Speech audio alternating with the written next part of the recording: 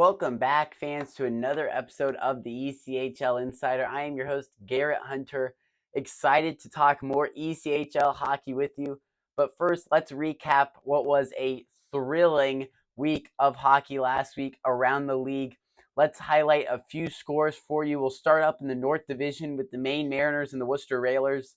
Mariners continued to stay hot with 2 wins at Worcester, 4-2 and 8-1. As they just dominated really their division rival, and the Railers have had a rough start to the season with now only 1 win.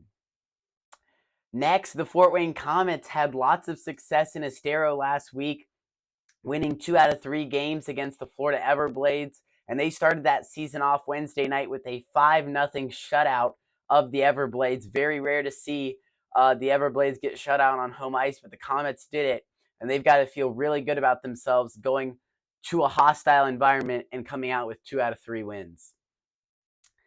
Next, a crazy back-to-back games between the Iowa Heartlanders and Cincinnati Cyclones. On Friday night, it was all Cyclones, 9-2 win on home ice for Cincinnati over Iowa. Just outright dominated them.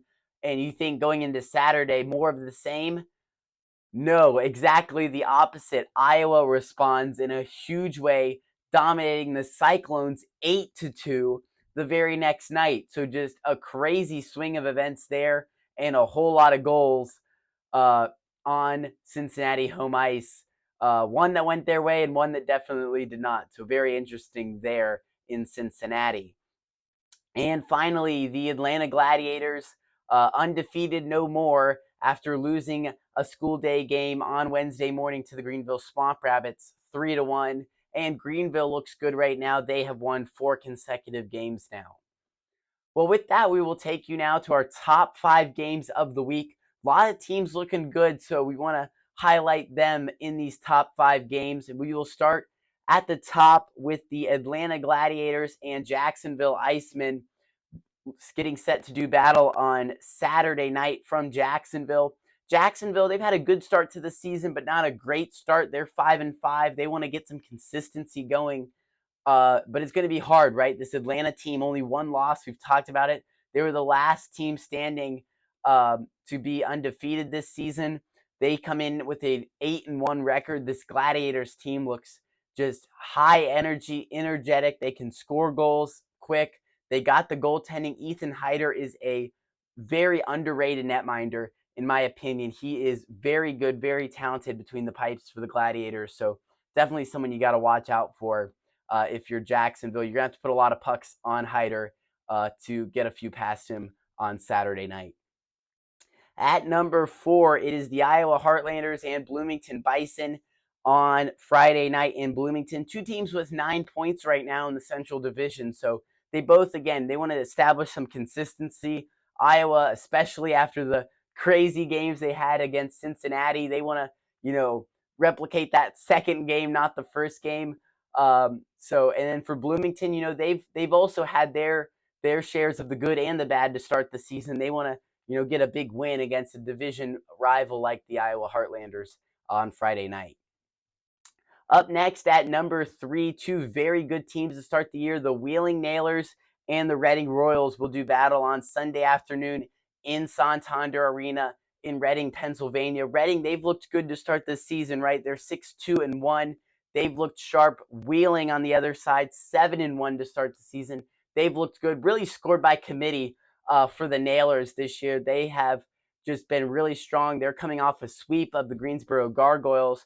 All 3 of those wins coming at Greensboro. So they will take that success, stay on the road Sunday when they play the Royals. So should be a really, really good game there in Reading.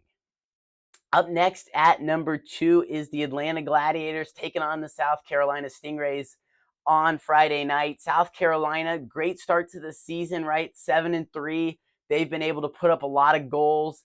And Atlanta, we've talked about them. They're 8-1. They've scored a lot. They look good. And I think really, though, when it comes down to it, who's going to defend better? Who's going to have the better goaltending in this matchup? Obviously, we've talked about Ethan Heider for Atlanta, but you got to talk about Mitchell Gibson and Seth Isley for South Carolina. Two very good, very capable goaltenders for the Stingrays.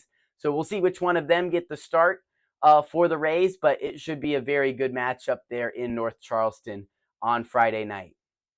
And our top game of the week, the Maine Mariners travel to West Banco Arena to take on the Wheeling Nailers Friday and Saturday night. Two teams in the North Division off to terrific starts. Maine, you got to watch out for their forward in Brooklyn Kalmakov. He already has 16 points this season. And then on the other side for Wheeling, we've talked about them scoring by committee, but guys like Matthew Corsia can really put the puck in the back of the net. So we know the superstars on both of these teams. We know the success that they've had to start the season. You know, who's going to be able to come through? Are they going to split this back-to-back, you know, with each team winning one, or is one team going to really be able to rise to the occasion and win back-to-back games? But it's going to be hard. It's going to be talented hockey, and it should be really fun from West Banco Arena Friday and Saturday night. Two teams that, you know, really want to get back to the playoffs. Maine missing the last season, Wheeling making it and being eliminated in the first round last season. So really a lot of motivation for both of these sides to start the season well and remain at the top of the standings. Well, now we will turn it over to our fight of the week. Definitely one you don't want to miss. Jacksonville and Savannah going at it.